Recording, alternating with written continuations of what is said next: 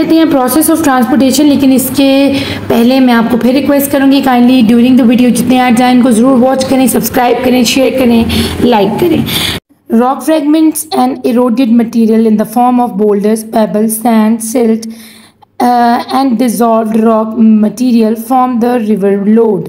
अब river load की क्या पहचान है? अगर आपसे पूछें what is a river load, तो आपने इन सब चीज़ों का नाम लेना है कि रॉक के जो फ्रेगमेंट्स होते हैं ना, और इरोडेड मटेरियल, फ्रेगमेंट्स होते हैं छोटे छोटे बारीक टुकड़े, और उसका सारा मटेरियल जो बोल्डर बड़े बड़े चट्टानों की शक्ल में, पेबल्स की शक्ल में, छोटी बजरी टाइप, या रेत की शक्ल में, या मिट्टी सिल्ट होती है, मिट्टी गदले पानी की जो ब्राउन मिट्टी होती है, ठीक है, और डिज़ोल्व हुए हुए मिनरल जो पानी के अंदर नज़र नहीं आ रहे, पानी का ही हिस्सा बन चुके हैं, वो सब रिवर लोड्स कहलाते हैं। ठीक है, जैसे हम आपकी मम्मा बैग लेती हैं अपने हाथ में बाहर जाने से पहले, उसमें क्या क्या होता है, उनकी कॉम्ब होती है, उनका मोबाइल होता है, घर की कीज़ होती हैं, तो कोई अगर आपकी मदर मेकअप वगैरह करती हैं तो वो होते हैं, टिश्यूज़ होते हैं, और बहुत सारी चीज़ें, तो वो क्या कहलाएगा? Bag load. और इसी तरह रिवर के अंदर जितनी चीज़ें आती हैं, जो जो मटीरियल्स होंगे वो सब कहलाएंगे रिवर लोड्स।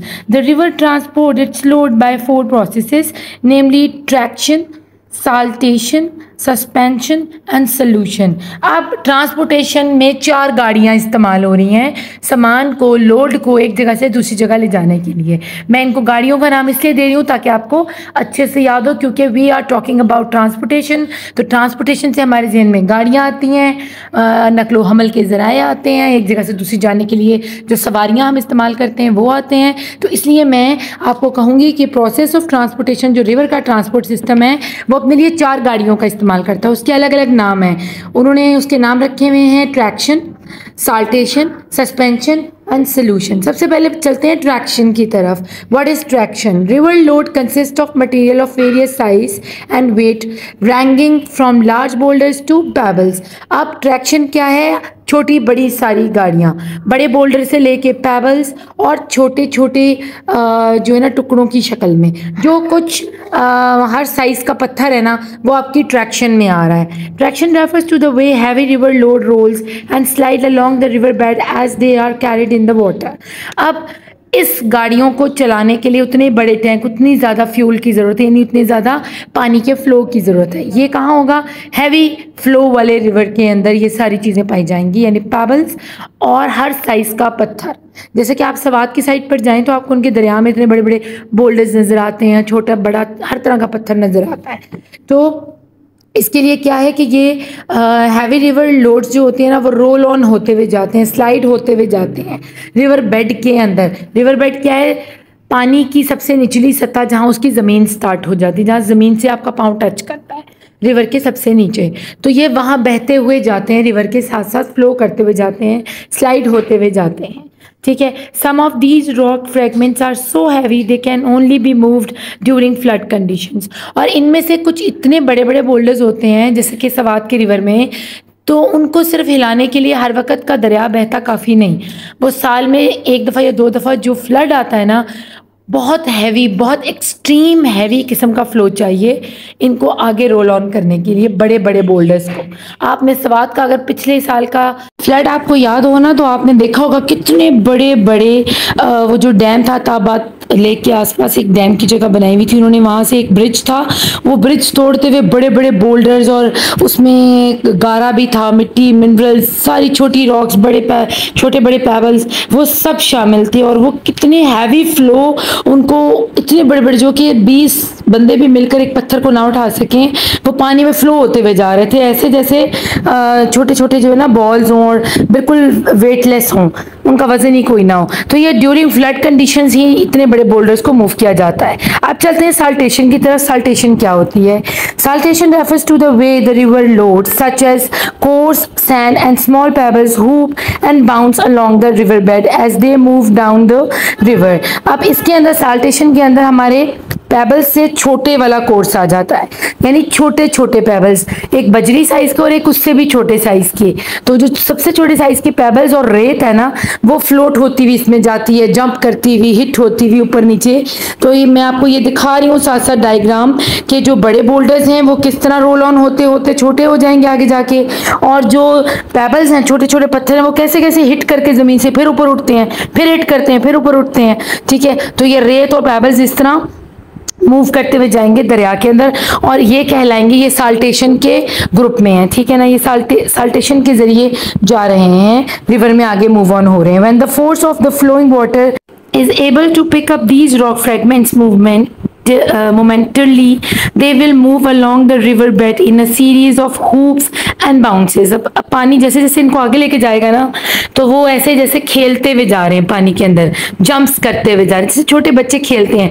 तो आप समझ लें कि जो बड़े बोल्डर्स हैं और बड़े पेबल्स हैं, ये क्या कर रहे हैं, ये बड़े हैं घर के हमारे, और जो छोटे हैं ये हमारे बच्चे हैं घर के। अब जब आप वॉक करने निकलते हैं, बड़े बूढ़े जो हैं आहिस्ता आहिस्ता जाते हैं, और छोटे बच्चे जो वो जंप्स करते, खेलते, कूदते हुए सड़क के ऊपर जा रहे थे। तो बिल्कुल हमारी साल्टेशन इसी वे में हो रही होती है। होपफुली अब आपको ज्यादा अच्छे से समझ आ रही होगी मैं क्या बता रही हूँ, और ये पिक्चर से भी आपको नजर आ रहा है।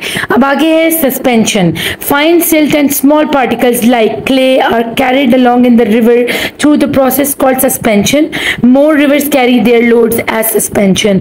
अब जो सबसे ज्यादा चीज दरिया में तेजी से बहकर जा रही है वो यही सस्पेंशन है। छोटे छोटे जरे मिट्टी के, रेत के, क्योंकि इनका लोड बहुत कम होता है, ये बहुत कम वजनी होते हैं, और इसीलिए आपको दरियाओं के साइडों में बहुत रेत नजर आएगी, मिट्टी नजर आएगी। आपको कोस्टल एरिया में बहुत रेत, बीचेस के ऊपर आपको बहुत रेत नजर आएगी। ठीक है, इंस्टेड ऑफ बोल्डर्स और बड़ी रॉक्स के। समंदर में भी बड़ी रॉक्स होती हैं, लेकिन वो इतनी तेजी से मूव करके आगे नहीं निकलती जितनी कि ये रेत बीचेस पर, कोस्ट लाइंस पर और रिवर बैंक्स के ऊपर आपको दरिया के किनारों पर नजर आती है। यही वजह है, और ये सस्पेंड हुई होती है। सस्पेंशन क्या होती है, जब कोई ऐसा मटेरियल आप पानी में मिक्स करो जो उसके अंदर कंप्लीटली डिजोल्व ना हो, बल्कि डिजोल्व हो ही ना। जैसे कि अगर आप चावल और दाल डाल दो पानी में, सादे पानी के अंदर, आप जब उसको मिक्स करोगे, या चौक, आपने साइंस में पढ़कर आए हैं पीछे क्लास 6 में, कि चौक को अगर आप पीस कर पानी में डालो तो कभी भी वो डिजोल्व नहीं होगा पानी में। उसको हिलाएंगे तो वैसे लगेगा पानी वाइट हो गया लस्सी की तरह, और जब आप पानी को थोड़ी देर के लिए स्टैटिक छोड़ देंगे, उसको एक जगह रेस्ट पर छोड़ देंगे, तो वो सारे पार्टिकल्स जो चौक के हैं वो नीचे बैठ जाएंगे। ठीक है, और इसी चीज को सस्पेंशन कहते हैं। जब वो पानी में घूम रहे होते हैं तो वो सस्पेंड हुए होते हैं पानी के अंदर, और जब वो नीचे बैठ जाते हैं वो रेस्ट पोजीशन पर होते हैं। क्योंकि दरिया का पानी मुसलसल फ्लो कर रहा है और मूवमेंट है उसके अंदर, तो इसलिए ये सस्पेंड रहेंगे, ये भी पानी के साथ घूमते फिरते रहेंगे, लेकिन डिसॉल्व नहीं होंगे मिनरल्स की तरह। ठीक है, तो ये वो चीजें जो इनसॉल्युबल हैं, रेत और मिट्टी। ठीक है, और ये नजर आ रहे होते हैं, और ये सबसे ज्यादा पानी का हिस्सा है और पानी में सबसे ज्यादा फ्लो करते हैं। और ये आपको यहाँ नजर भी आ रहे हैं कि silt and clay carried suspension, एक बादल हवा की तरह, ये छोटे छोटे जर्रे आपको पानी में ब्लू, डार्क ब्लू डॉट्स नजर आ रहे हैं। ये चलते रहते हैं सबसे ऊपर। ठीक है ना, इन टॉप लेयर ऑफ पानी के अंदर से लेके नीचे तक मुसलसल चल रहे हैं। Solution क्या है? When the river flows through rock containing soluble minerals, these minerals will dissolve and get carried along in the river as a solution load। और ये solution load पानी की ही शक्ल का होगा, हमें नहीं पता चलेगा। वो पानी इतना हैवी मिनरलाइज होगा, अगर हम आबशार का पानी या मिनरल वाटर पिए ना, जो कि डायरेक्ट किसी स्प्रिंग से आउट हो रहा है, ठीक है ना, जो हमारे चश्मे से हो रहा है, वो इतना मिनरलाइज होता है जैसे हम आबे जमजम। अगर आप ज्यादा आबे जमजम पी लोगे आपका पेट खराब हो जाएगा। क्यों? क्योंकि आप बहुत ज्यादा ताकत वाला पानी पी रहे हो। इसका मतलब ये नहीं है कि पानी खराब है, नाउज़ुबिल्लाह, हमारा आबे जमजम सबसे बेहतरीन पानी है इस दुनिया का। इसी तरह हमारे आबशारों की जो पानी है ना, क्योंकि वो रॉक्स में से मिनरल्स को अपने अंदर डिजोल्व करके लेकर आए हुए, तो वो मिनरल्स हमें नजर नहीं आ रहे, हमें वो पानी नजर आ रहा है। तो जब हम वो पानी पीते हैं तो हमारा पेट खराब हो जाता है पहाड़ों में जाके। वजह यही होती है कि हम बहुत हैवी, बहुत ज्यादा मिनरलाइज, बहुत ताकत वाला पानी एक साथ पीने। जिनको ज्यादा दूध पीने की आदत नहीं होती है, जिनको खालिस गजा, देसी घी खाने की आदत नहीं होती, उनके भी अक्सर पेट खराब रहते हैं। वो इसीलिए क्योंकि हमारा जो स्टमक है वो उसको बर्दाश्त नहीं करता, हमारा स्टमक इतना मजबूत नहीं है कि उसको अपने अंदर डाइजेस्ट कर ले। तो यही वजह है। अब ये जो डिजोल्व हुए मिनरल्स पानी में नजर नहीं आ रहे क्योंकि वो डिजोल्व हो चुके हैं। जैसे चीनी और नमक पानी में डिजोल्व हो जाए, 2 ग्लास रखें, एक सादा पानी का और चीनी वाले का, फर्क नहीं बता सकूंगी। शायद हल्का सा गदला ठंडा हो जाए चीनी वाला पानी, लेकिन नमक वाला पानी तो बिल्कुल भी आप नहीं बता सकते कि इसमें नमक है या चीनी है, ठीक है ना, क्योंकि वो कंप्लीटली अपना वजूद खो बैठे हैं, वो पानी ही बन गए हैं, वो गायब हो गए हैं, ट्रांसपेरेंट हो गए हैं, डिजॉल्व हो चुके हैं कंप्लीटली। तो ये था सोल्यूशन।